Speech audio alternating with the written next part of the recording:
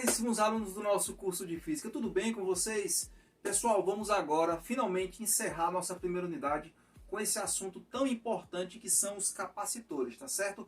Coloque aí o seu livro na página 57, página 57. Ou se você tiver com o seu resumo aí em mãos, o resumo que a gente enviou, tá lá na página 11. Começa na página 11 e vai até a página 12. Os capacitores são dispositivos elétricos. Essa definição está lá no nosso resumo, tá bom? Editor, coloque aqui no rodapé esse resumo para que a gente possa ler juntos, tá certo? Diz o seguinte: capacitor é um dispositivo usado para armazenar cargas elétricas. Já ouviu falar nisso? Capacitor é um dispositivo usado para armazenar cargas elétricas. Se você nunca viu um capacitor, eu quero que o editor coloque aqui do meu lado uma série de capacitores, tanto os que estão lá no livro do Buongiorno, como também os que estão no nosso resumo. Você vai ver que tem capacitores bem diferentes, mas embora eles sejam diferentes no seu formato e também na constituição do seu material, eles têm sempre a mesma função. Qual é a função do capacitor? Armazenar carga. Qual é a função do capacitor? Armazenar carga.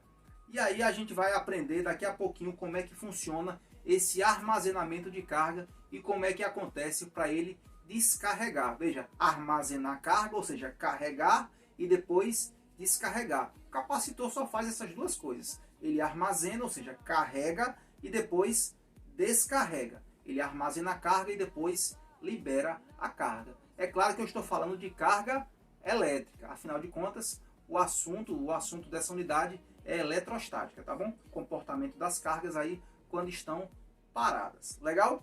Então é o seguinte, continuando aqui a nossa leitura, diz o seguinte: o capacitor é um dispositivo usado para armazenar cargas elétricas. É um componente usado em muitos circuitos, inclusive nos circuitos dos aparelhos encontrados em nossas residências. Eu tenho certeza que a maioria de vocês já deve ter visto alguns desses capacitores que o editor colocou agora há pouco aqui na tela. Com certeza você já deve ter visto e se perguntado: rapaz, que bichinho engraçado, um é amarelo, um é vermelho, um é preto, um é de plástico, o outro parece que é de metal. Interessante, existem muitos capacitores de formas distintas, de materiais distintos, porém, volto a dizer, volto a frisar, que a função do capacitor, não importa o formato dele, é sempre a mesma, é armazenar carga, beleza? Vamos continuar aqui e falar do capacitor, do arranjo, né? Do tipo de capacitor, do formato interno eu estou falando, tá bom? Da estrutura do capacitor mais conhecida de todas, que é o capacitor de placas paralelas. Esse é sem dúvida o arranjo mais comum. Eu falei inclusive desse tipo de arranjo, só não entrei no assunto do capacitor, mas eu já falei desse tipo de arranjo lá na aula sobre diferença de potencial. A gente até explicou, né? Tá aqui ainda, ó, como é que funciona um campo elétrico uniforme, como é que ele surge, porque a gente aprendeu durante toda a unidade que o campo elétrico ele não é uniforme, porém ele não é uniforme quando ele é gerado por uma carga pontiforme, porque quando ele é gerado por uma carga pontiforme, ao ponto que a gente se aproxima, o campo elétrico aumenta, quando a gente se afasta, o campo elétrico diminui. Porém, quando a gente tem duas cargas geradoras, uma positiva, outra negativa, uma vai empurrando e a outra vai puxando. Ou seja, o campo elétrico ele fica constante, tá bom? Se você tem alguma dúvida, dá uma olhadinha lá numa aula chamada potencial elétrico e diferença de potencial, que com certeza lá tem uma explicação mais robusta. Tá beleza?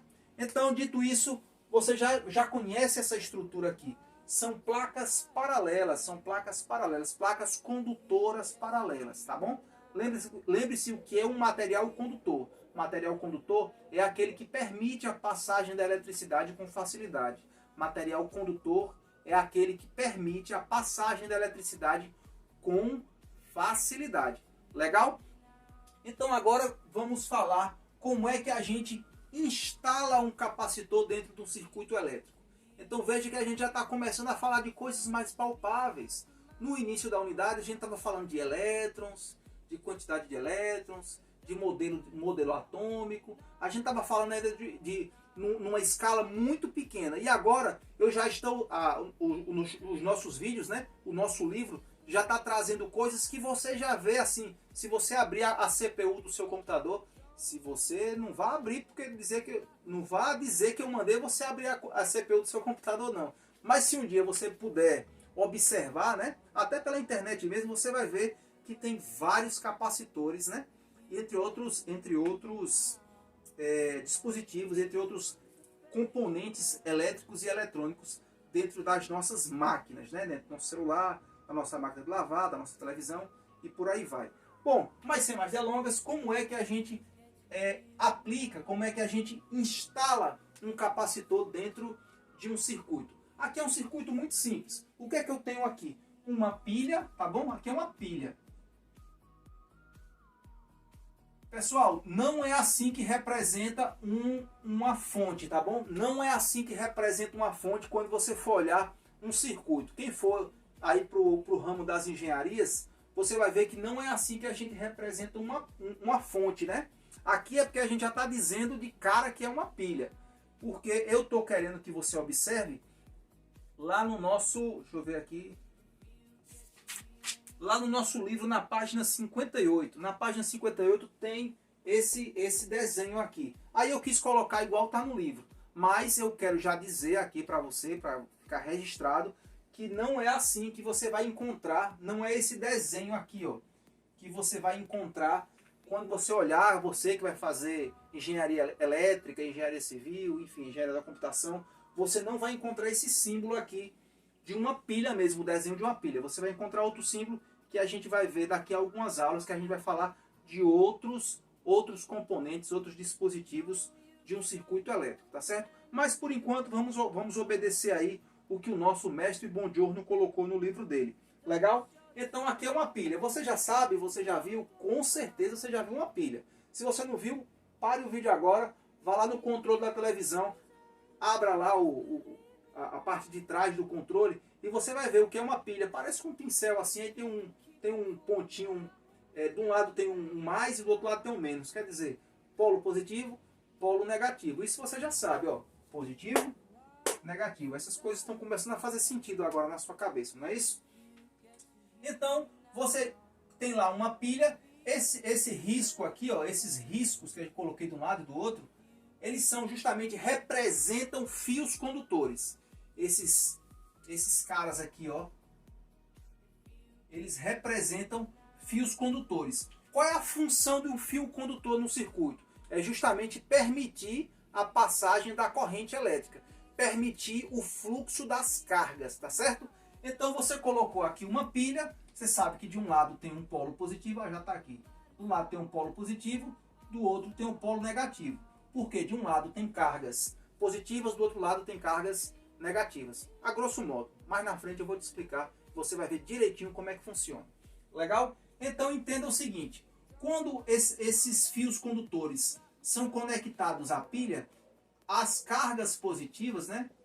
Elas vão sendo conduzidas até a extremidade do fio condutor. E o que é que tem na extremidade do fio condutor? Nesse caso, tem um capacitor. E o que é que tem dentro do capacitor?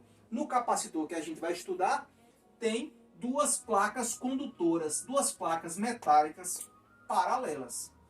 Então, separadas, é claro, né? Elas estão aqui separadas. E aí o que é que acontece? As cargas vão se distribuir nessa placa condutora. Ó. E como existe um espaço aqui, ó, um espaço vazio, essas cargas não vão poder migrar para o outro lado para fazer o caminho, né? O caminho total do circuito. Elas não vão fechar o circuito. O circuito vai ficar aberto justamente aqui, onde você tem o capacitor. Legal? Do mesmo jeito vai acontecer no polo negativo. Você vai ter aqui o surgimento, aqui, o aparecimento através da condução, né? Vai acontecer aí o fluxo de carga negativa e as cargas negativas vão povoar aqui essa placa também metálica condutora que está aí do lado direito. Esse arranjo aqui, ele foi colocado aqui, ó, como fosse um zoom, tá certo? isso que eu desenhei aqui, que dentro desse circuito, é como se você estivesse enxergando aqui com uma lupa. Legal? E aí, professor, como é que a gente vai fazer essa análise aí? Veja só, como você viu aí, foi aplicado nesse capacitor o quê? Uma diferença de potencial. Poxa, professor, como assim uma diferença de potencial? Não, olha, não tem essa pilha aqui? Eu tenho uma impressão que essas pilhazinhas de controle de televisão, elas têm 1,5 V, não tenho certeza. Mas qualquer coisa você olha aí na sua casa. De qualquer maneira, ela tem lá marcando 1,5 V. O que é que significa isso? Significa que a diferença de potencial do polo positivo para o polo negativo é de 1,5 volts. Legal? Eu estou falando aqui de um exemplo de uma pilha. De uma bateria de carro são 12 volts. E do seu celular já vai ser outra voltagem. Não sei se são 5, 6 volts, enfim. Cada aparelho vai ter uma fonte geradora de carga diferente. Legal? Mas, no meu exemplo aqui, eu estou lhe dizendo que é 1,5 V. Eu estou usando aquelas pilhazinhas de 1,5 V. Acho que é pilha AA. Acho que é isso. Bom, então existe aqui, foi aplicado no capacitor uma diferença de potencial no caso de 1,5 V. O que é que significa essa diferença de potencial? Significa que o potencial elétrico do polo positivo, entre o polo positivo e o polo negativo, é de 1,5 V. Ou seja, a diferença de potencial aqui, existe uma diferença de potencial entre o polo positivo e o polo negativo. Professor, mas o senhor não tá apontando para o polo positivo e o polo negativo da pilha, não. O senhor está apontando para uma placa do capacitor e para outra placa do capacitor. Mas, homem, observe, ó, eles não estão conectados por um fio condutor? Se eles estão conectados por um fio condutor e não existe nada além desse fio, pode ter certeza que ao longo aqui, ó, se a gente for medir, se colocasse um voltímetro aqui, ó, aí para medir a diferença de potencial, ele ia dar 1,5 V. Se você colocasse aqui. Por quê? Porque ao longo do fio condutor não tem outro circuito, não tem outro dispositivo para poder oscilar essa voltagem, tá certo? Você vai ver mais na frente que se eu colocar outros dispositivos aí, você vai ver que a diferença de potencial, a voltagem pode cair sim. Mas nesse caso, que não tem nada, só tem os fios e as placas condutoras, a diferença de potencial vai se manter. Legal? Dito isso, você já sabe que foi aplicada lá nas duas placas, aqui nas duas placas, uma diferença de potencial. Quando é aplicada essa diferença de potencial, você já sabe que vai surgir aqui como eu disse, as cargas vão migrar para cá, para a extremidade da placa, elas vão migrar. E aí, como eu tenho aqui cargas positivas de um lado, cargas negativas do outro lado, surge aí esse mesmo fenômeno que foi explicado lá na aula de potencial elétrico. Esse fenômeno aqui, ó, vai surgir um campo elétrico, onde as flechinhas que representam o campo saem da placa carregada positivamente e vão lá para a placa carregada negativamente, né? Surge esse fenômeno aqui que você já estudou lá na aula de potencial elétrico. Bom, e como nós dissemos naquela aula, esse campo aqui ele é um campo uniforme. Por que é uniforme? Porque a carga positiva vai empurrar, por exemplo, se você colocasse uma partícula aqui, não é que no capacitor tem essas partículas. Ninguém coloca partículas aqui, partículas eletrizadas dentro de um capacitor. Eu só estou lhe explicando que se você colocasse, por acaso, uma partícula eletrizada aqui, ó, eletrizada, por exemplo, positivamente, a placa positiva ia empurrar essa partícula e a placa negativa ia puxar essa partícula.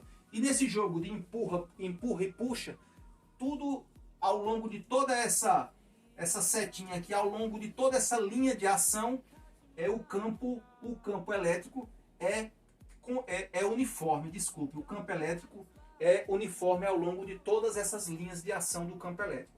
Legal? Pessoal, aí o que é que acontece? Experimentalmente, observe, foque nessa palavra. Experimentalmente. Foram feitos experimentos e descobriram o quê? descobriram que a carga que surge nas placas do capacitor, ela é proporcional à diferença de potencial aplicada no capacitor. Não é interessante? Como assim? O que quer dizer isso? Quer dizer o seguinte, que quanto maior a diferença de potencial aplicada, maior vai ser as cargas, maior vai ser a intensidade das cargas que vão surgir.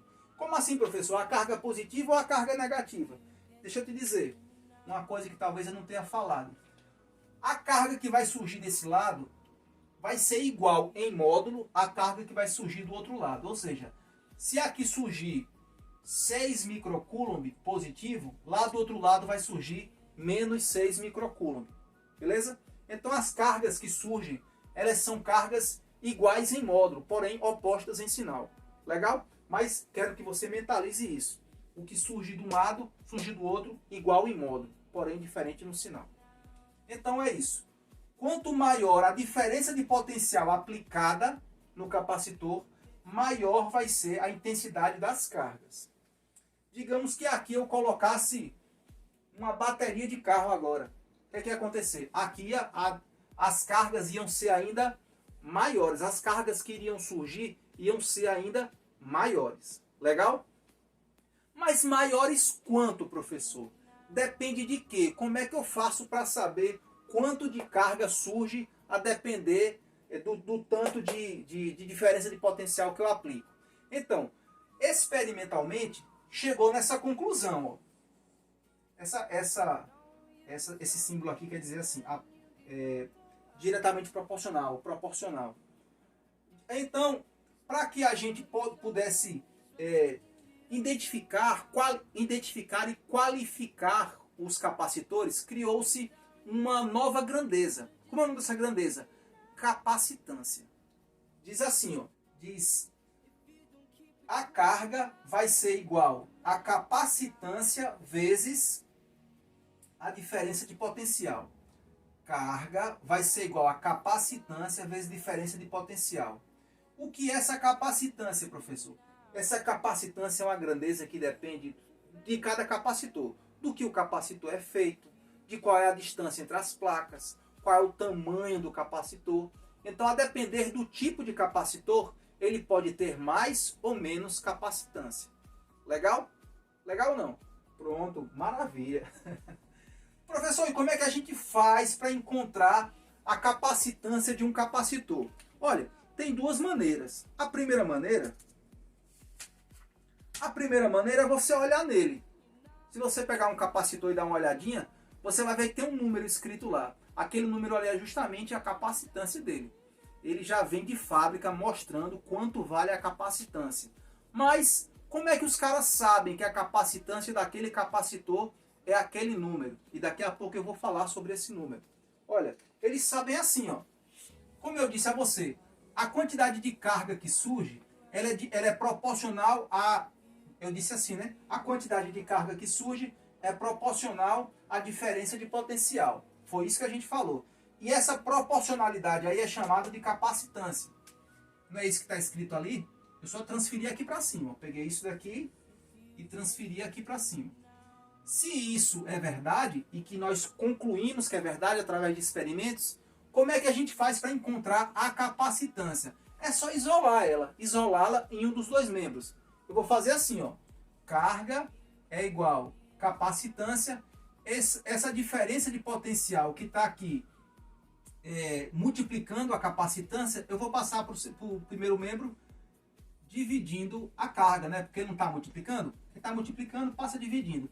Para ficar de uma maneira mais estética, eu vou escrever isso daqui de trás para frente, né? Porque você sabe que, como é uma igualdade, tanto faz eu dizer que Q sobre U é igual a C, como dizer que C é igual a Q sobre U. Não é verdade?